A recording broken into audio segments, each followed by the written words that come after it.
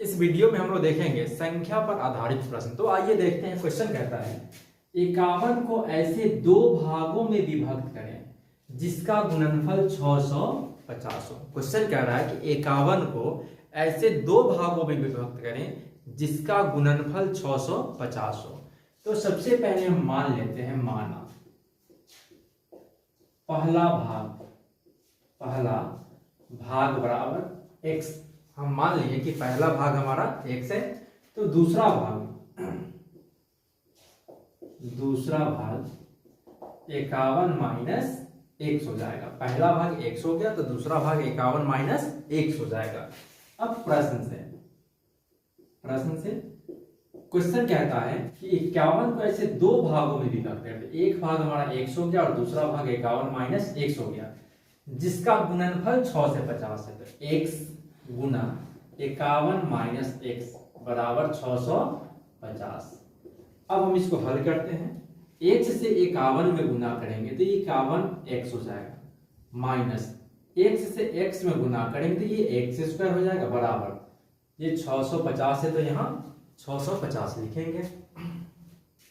अब हम इसे द्विघात समीकरण के रूप में सजाएंगे। तो जिसका पावर ज्यादा होता है हम उसको पहले लिखते हैं। यहाँ x का पावर ज्यादा है तो यहाँ इसको पहले लिखेंगे। ये माइनस में है तो माइनस में x स्क्वायर, यहाँ 51 प्लस में है तो प्लस में 51x। अभी यहाँ 6 से 50 प्लस में है, जब इसको हम LHS में लेके आएंगे तो माइनस में हो जाएगा, बराबर में 0। अब यहाँ से माइनस को कॉमन करते हैं तो ये x स्क्वायर, प्लस से जब माइनस को कॉमन कर लेंगे माइनस हो जाएगा और ये 51x। फिर माइनस से जब हम माइनस को कॉमन कर दे प्लस में हो जाएगा 650, बराबर में 0। अब ये x स्क्वायर माइनस 51x जोड़ 650 बराबर 0। अब यहाँ हमें एक द्विघात समीकरण मिल गया, जिसे अब हम गुणनखंड विधि से हल करेंगे। तो 650 का जो गुणनखंड हो जाएगा वो 26 गुना 25 हो जाएगा, और हमें माइनस में 51 चाहिए तो माइनस में 26 और माइनस में 25 मिल करके माइनस में 51 हो जाएगा। तो अब हम यहाँ लिख सकते हैं x square minus 26x minus 25x जोड़ 650 बराबर में हो जाएगा 0।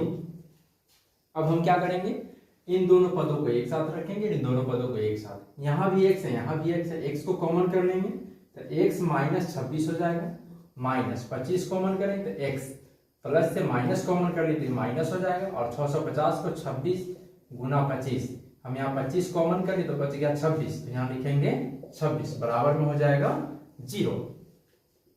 अब ये x माइनस 26 और ये x माइनस 26, इसको हम एक साथ लिख देते हैं, x माइनस 26 और ये x माइनस 25 बराबर 0। अब ये x माइनस 26 बराबर 0 तो x बराबर 26 हो जाएगा। दूसरा इसी प्रकार x माइनस 25 बराबर 0 तो x बराबर 25 हो जाएगा। अब यदि हमारा पहला संख्या यदि x बराबर 26 हो गया, यदि पहला संख्या 26 हो गया तो दूसरा संख्या 51 माइनस x, 51 माइनस x अर्थात 51 माइनस 26 तो ये 25 हो जाएगा। इसी प्रकार यदि यहाँ पहला संख्या यदि 25 हो गया तो फिर हमारा दूसरा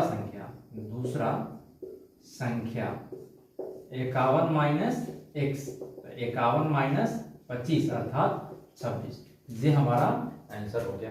तो फ्रेंड्स, यदि मेरा वीडियो पसंद आता है तो मेरे चैनल को लाइक करें, सब्सक्राइब करें, कमेंट करें, अपने दोस्तों से जरूर शेयर करें। Thank you.